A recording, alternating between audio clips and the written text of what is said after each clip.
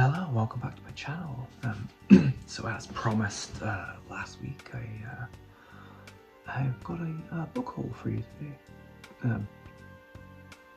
So it was my birthday a couple weeks ago now, and we were doing some errands in Gananoque, and there's a great local bookstore there that I really like, and they have an amazing crime section. So I especially like going there. But it was closed. However, I walked past and those lights were on, the door was open, so I kind of cheekily just got their attention, and they were doing some stalking, and they kindly let me in after hours. They said I could look around for about 15 minutes while they finished up. And so, you know, those tag questions where it's like, if you have 15 minutes in a bookstore, where do you go? So I went straight to the crime section, because that's really my bread and butter. As much as I would like to read widely, I just find myself mainly reading crime. But yeah, so I went straight to the crime section. I couldn't just really pick out books so easily. I pretty much know what I've read as well. So I got a bunch of crime books for you to show from that haul. And then we were running some errands on Saturday in Kingston, and we went to the Salvation Army store on Bath Road, which is just absolutely amazing for books. It has like a whole wall of fiction and another kind of half wall of for non-fiction, and yeah, the turnover is pretty high. I don't see I see a lot of books I saw last time, but I also see a lot of books I didn't see last time as well. So actually the turnover was pretty good for a charity shop. So yeah, I'll have those afterwards, but I'll get on with the books. So first up is my ultra bread and butter, my absolutely what I know the most of, and what I really kind of will always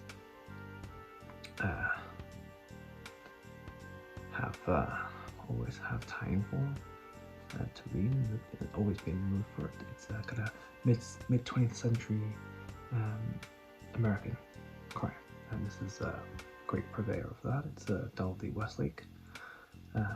This one's The Cutie. It was originally published as The Mercenaries. Not really sure exactly what this one was about, but I've read quite a few Donald D. Westlakes, and actually just in the process of finishing up. I'm not the biggest fan of Donald D. Westlake, but definitely enjoyable enough. Like I'm not dying in the wall, but I do quite like his books, and it's like they go quite nicely. Yeah, I've read probably about 5. Not sure if I've read any Parker series though, which is weird. I've read around the Parker series, but not actually the Parker series. Yeah, and this is Hard Case Crime, when Hard Case Crime were publishing the proper mass market paperback size, not the stupid big trade paperback size. And I generally always buy the thing that's Hard Case Crime in this size. So that's that. I should probably get more of a move on, saying as I do have a lot of books to share.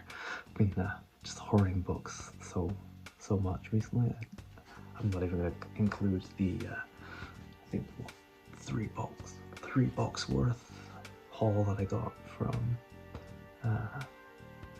a charity sale in town here very recently. That's like about $50. So next up, it's from Soho Crime, which I'm really actually buying a lot. I'm getting a lot of Soho Crime books these days. Actually, I think are pretty good publishers of interesting crimes, but they do a lot of translated crime as well, which is also something I'm always on the lookout for. But this is John Straley The Woman Who Married a Bear. And this is, I believe, is kind of a little bit more esoteric crime. I think I got this because Steve Donahue was saying how good John Streley was a few months back. It's got not the greatest shape, but especially for second-hand bookstore prices or other treasure prices. But I'm happy to give my money to this bookstore because they'll have books that I won't see anywhere else. So yeah, I just grabbed these really quickly. So yeah, I don't really know what this is about, but I know it's set in Alaska. I'm pretty sure the whole series. Oh, it's the first Cecil Young investigation set in Alaska, which is good because I don't mind reading the Mouse series, but it's quite nice when you can find the first one. So that's that. This one of my favorite crime novels ever. James M. Cain's The Postman Always Rings Twice. It's particularly fitting because I was a postman for 10 years, so it's kind of funny. I mainly read this first of all and fell in love with it because I loved the movie with Lana Turner and who's the guy? John, what's his name? Yeah, it's absolutely fantastic movie. The book is, I believe the book is slightly different ending. There's a few of the famous James M. Cain that it's slightly different, I believe. But it's a faithful adaptation of the changes. I mean, I remember the Double Indemnity change more so than this one, but the changes they make generally, I can see why they made them. But yeah, they're really, really good. The main thing with James M. Cain, well, the two main things is he worked in insurance, so a lot of his books are involve insurance claims, insurance fraud, murder for collecting insurance kind of things. And the other thing is he said that the worst thing he could do to his characters was give them what they wanted. And so usually especially in The Postman Rings Twice and Double Indemnity, it's like committing the perfect murder. But then it's the people committing the murder. It's usually two people, kind of lovers working in tandem. They become unraveled, and it's actually their guilt and their kind of moral compass that unravels them. They actually do create a pretty much perfect murder. It's just, I really like that kind of idea of careful what you wish for kind of thing. Yeah, these does it really, really well. Yeah. Gotta keep a bit of a move on. This one is Stanley Ellen, The Eighth Circle. I know nothing about this, but if you ever see Crime Masterworks in a bookstore, buy them. So this is Crime Masterworks 35. I have never been let down by this. I've never been let down by any of the Crime Masterworks published books. It's a UK publisher, reissue. The publisher it's Orion. So it's Orion, and the series is Crime Masterworks. So I have no idea. So this was first published in 1958 in the USA. So it's right in my wheelhouse. And it looks like it's a private eye. And it sounds pretty great.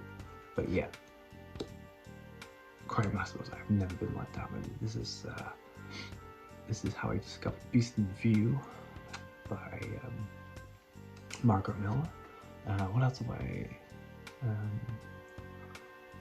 There's a bunch of others I can't remember, but yeah.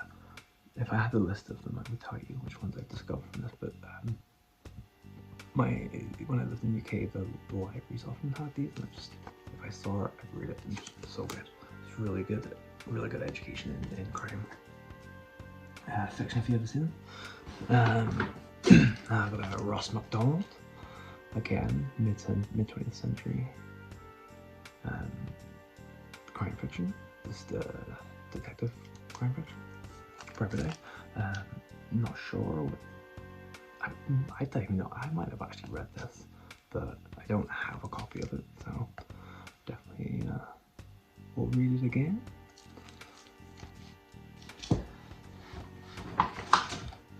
Mickey Spillane, The Girl Hunters. That's in my camera. Oh, I haven't read Mickey Spillane for a long time. I've read a few. I've read probably 6 of my cameras. Definitely some of the earlier ones are really good. Let's say I Justice, whatever, is the one that's a bit more for revenge. Like someone he knows dies of a drug overdose, and he goes after the dealers. It's really powerful. Yeah. So yeah, Mickey Spillane. I don't know. I saw this and I was like, yes, but I don't know where I first heard about this author from. It might be a podcast I listened to, Paperback Warrior, but it's Taurus Miles Disney. Great female crime writer. I believe this is 1970s, because that looks like it might be kind of computer code. From those old punch card. Yeah, 1970. Like the punch card computers. Yep, don't really know much about this, but yeah, 1970. Again, it's American. They say, it says it's a Berkeley large type, but I'll show you what they mean by large type. I wouldn't say this was large, but it's large type, according to Berkeley. Yeah, it's kind of well used paperback, but this was only $2, so it's fine by me. I haven't heard of this author at all. This one seems very intriguing. It's actually 2 mysteries from this author, and the author is Charlotte Armstrong. So if you know Charlotte Armstrong, I know if you rate her. Does sound very good though. So it's The One-Faced Girl, and the other story is Who's Been Singing in My Chair. Yeah, so that's great. A couple of short stories there. And then the last few from this haul is a bunch of these Penguin Maygrays. So it's the new Penguin Classic Maygray editions. So I got Maygray's Holiday, Maygray's Mistake, Maygray's Anger, Maygray the Coroner, Maygray Memoirs, Maygray Gets Angry,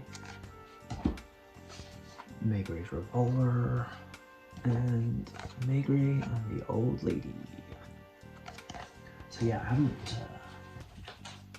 haven't actually read any Maygray before.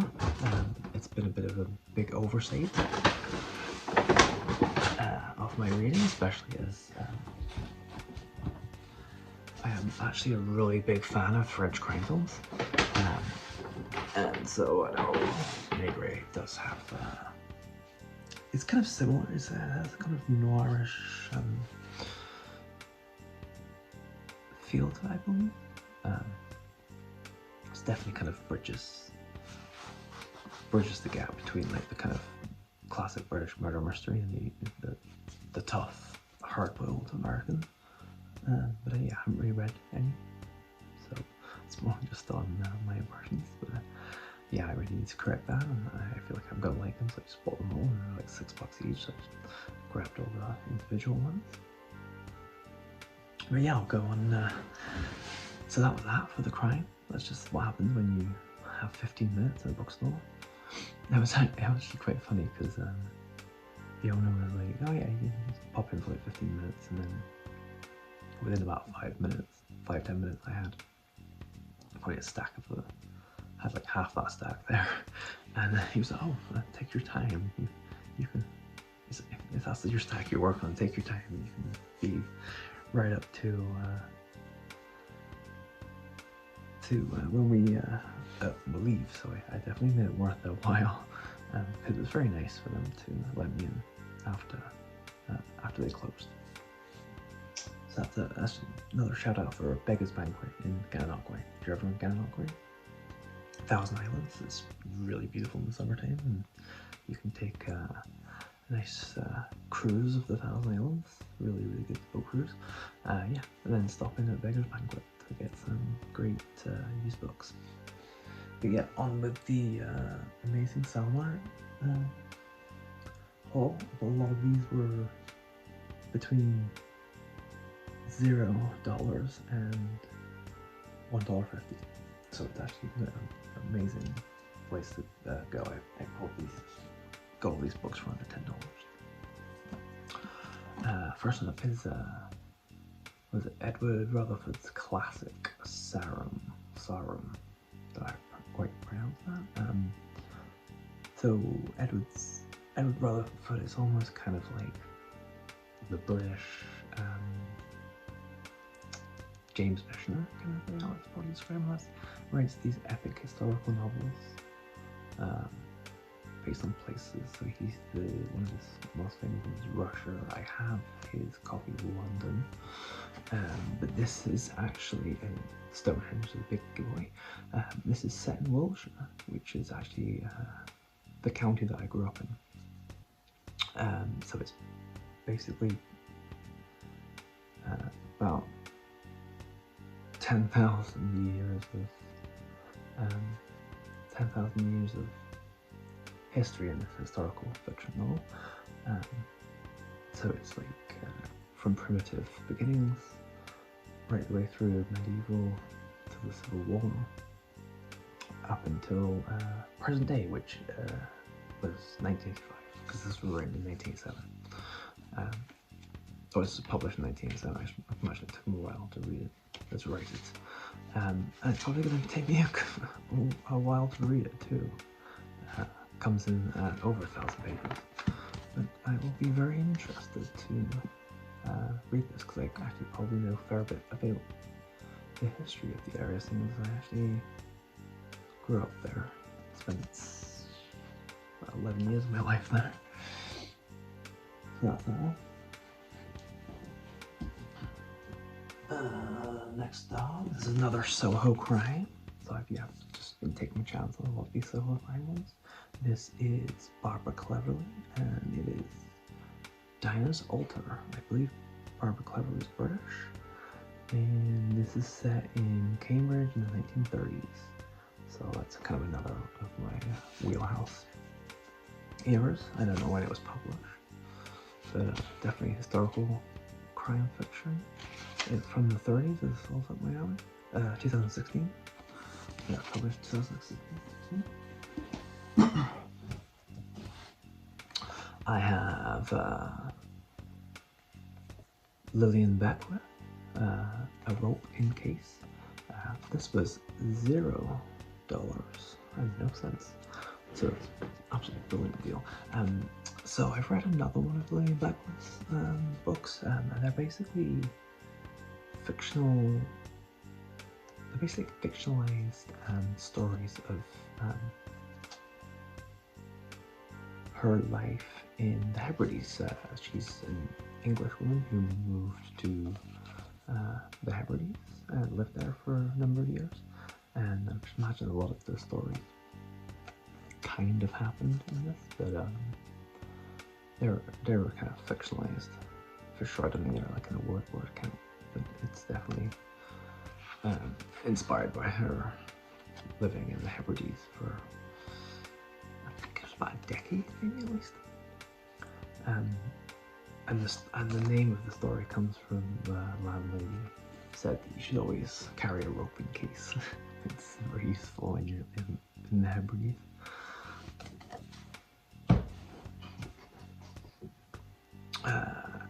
No idea what this. I believe it's Canadian. Arthur Ellis Award. Yes, it's Canadian. Arthur Ellis is the Arthur Ellis Award is a Canadian prize for crime fiction. And so this is L.R. Wright. I believe this is set in British Columbia. It's an RCMP officer. So yeah, I'm trying to collect more Canadian crime. So this is a great edition. I have no idea if it's going to be any good. There was $1, so why not? This was originally published in 1986.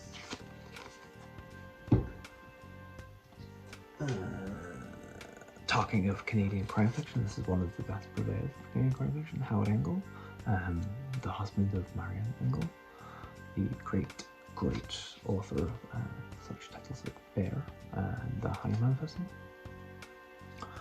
And this one, which is Murder Sees the Light, and it's a Benny Goodman mystery, and Benny Goodman was his detective that ran through his series of books.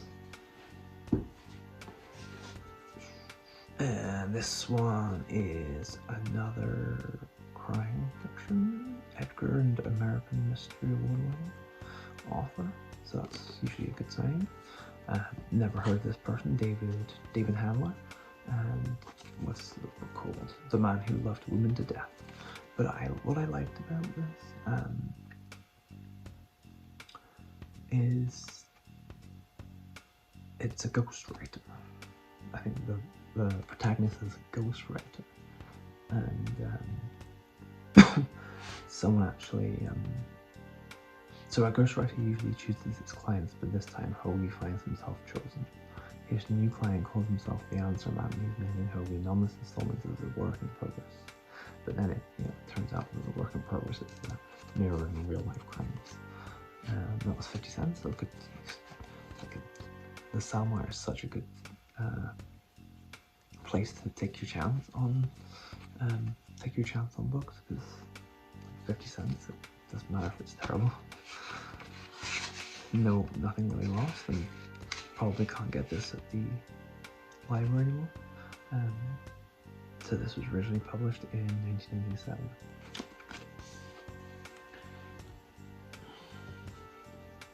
Now, this was a great find, especially since it cost me nothing.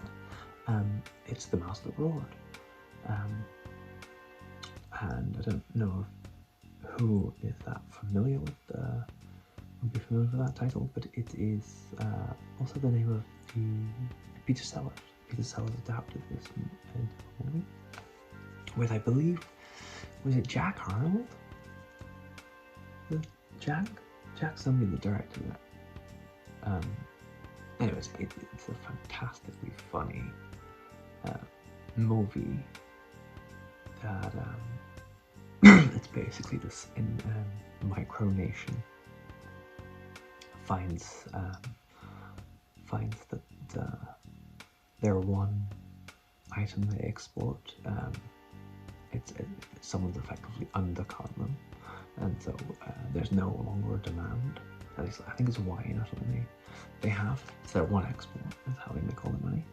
But it's no longer in demand, and so they devised this amazing plot to invade the US and then quickly surrender, because at the time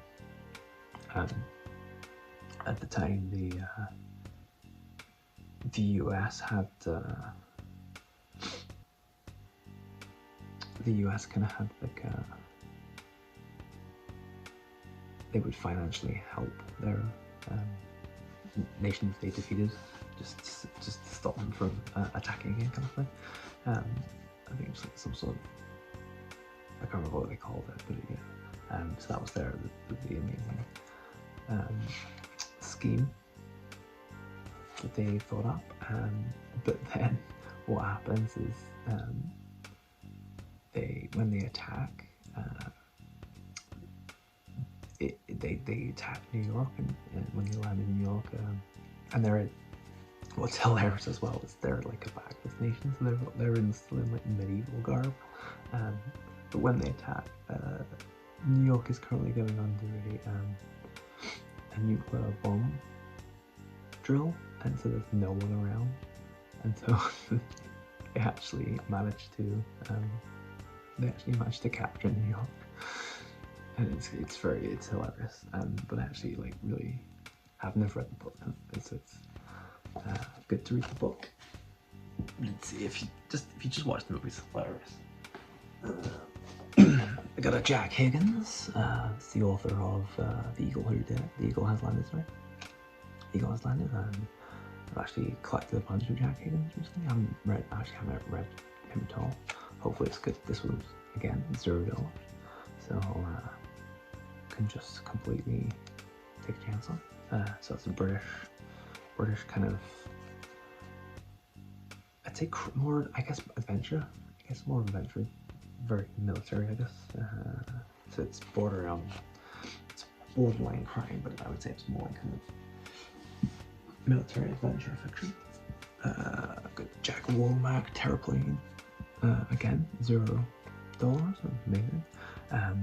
This is a sci-fi novel which comes recommended by William Gibson, and it says beyond cyberpunk, so it's kind of, I guess, cyberpunk. I haven't read a lot of cyberpunk, but it's released by Tor, and I'll grab anything by Tor. Like I said, $0. Better hurry up a little bit. This is possibly my favorite novel of all time. Chester Himes, If You Always Let Him Go.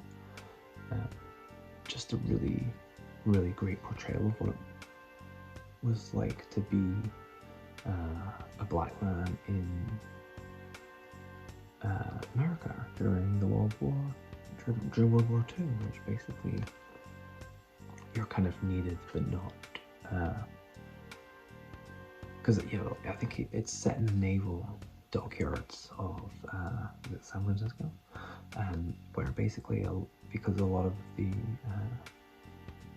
dock workers went off to fight, like the white dock workers went off to fight, they replaced that labour shortage with black men who at that time weren't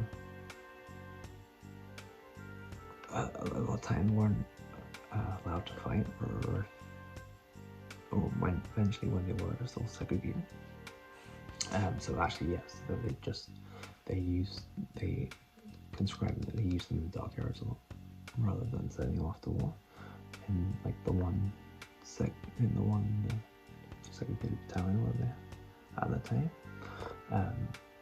And it's just very angry novel, and it's just very, very effective. So yeah, I'm very happy to read that again. Probably will read that again very soon. And this one is Beyond the Blue Horizon by Alexander Frater. This one is about airline. The romance and excitement of the legendary Imperial Airways eastbound Empire Service, the world's longest and most adventurous scheduled air route, relived 50 years later, one of the most original travel books of the decade. So yeah, this just sounds really interesting. And it says it does for air travel, pull through digital rail and the Great Railway Bazaar. Which, yeah, that was pretty good pull through. Yeah, so that sounds very interesting. Can pass that up. In High Places by Arthur Haley. Never heard of this, but it's a political thriller, and I do really like political thrillers. And I haven't read one for a while. So for 50 cents, I was prepared to take that chance. As a classic in the crime fiction, Mary Roberts, Reinhardt, and The After House, and it's just a fantastic cover. The house and poison stuff there. So yeah, 25 cents. Can't argue with that. yeah, I haven't read a lot of Mary Robert Reinhardt, so good opportunity. Another classic detective, well, another classic crime fiction mystery. Josephine Tay, which is To Love and Be Wise, Josephine Tay. I kind of really avoided Golden Age British murder mysteries, but I have recently, from reading Agatha Christie, actually surprisingly been really enjoying them, so I thought I could give one of the other big names a try too. I don't think I've read any Josephine Tay before. So yeah, I think going back and picking up where I should have probably read more widely earlier in my reading life, but I will have a nice time. I'll enjoy reading this now. This was a great find actually. This is Penguin Classics, Black Spine Edition. It's the Journals of Lewis and Clark. So they were the early pioneers of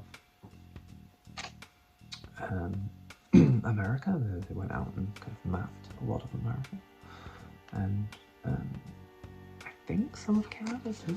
I can't remember if they went all the way up and to Vancouver and stuff in BC. But yeah, I imagine this is a very insightful into what the early American landscape looked like, especially mainly the West. It was from 1804 to 1806. They led their expedition on an 8,000-mile trek from the mouth of the Missouri River to the Pacific outlet of the Columbia River. So yeah, they were quite amazing, even though it is kind of colonial imperial documentation. Still be very fascinating. And oh, this is funny. I guess this was in an apartment block or something, but it says donated by Unit 11. Please return to the laundry room.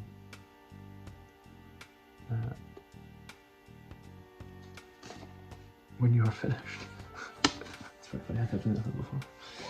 And then last and not least, I say last but not least, one of my previously favourite crime novel writers, Christopher Burtmeyer, One Fine Day in the Middle of the Night. And this is when Christopher Burtmeyer was just really on high form, writing hilarious, ranty crime novels. This was 1999. This one is the one where it's a high school reunion, but it gets entangled in some sort of terrorist group. It's pretty funny. I've read all of Christopher Burtmeyer's novels apart from whatever the last one was. I need to get that. Actually, I need to see if it's at the library. But yeah, it's actually the early ones. The only ones where it's listed as Christopher Burtmeyer are hilarious and ranty and just really amazing, especially if you're Scottish. I have a very Scottish mentality. There's a lot of just rants about a lot of things in Scottish society, and very.